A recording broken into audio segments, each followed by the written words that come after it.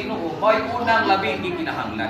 Kay nganuman kaysa dihang moduol ta sa Ginoo, mahayagan ta. Unya ang mga butang nga gihayag sa Ginoo ning makita nato kung unsa ka sa atong kahimtang. So ang gikinahanglan, discover the cause of this illness. Then mga igsoon, makita nato nga paano ini siya.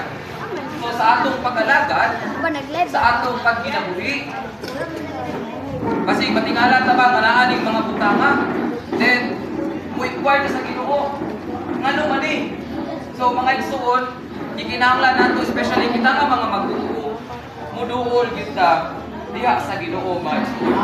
And then next point, not anxiously seeking a doctor.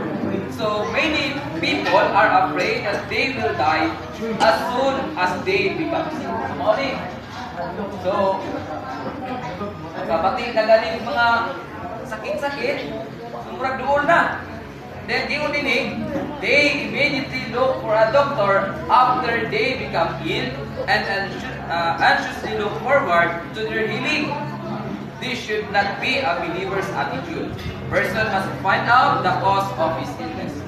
So sayong pa mga igsuon nga kung doon na tayo sakit, muduol ta sa doktor.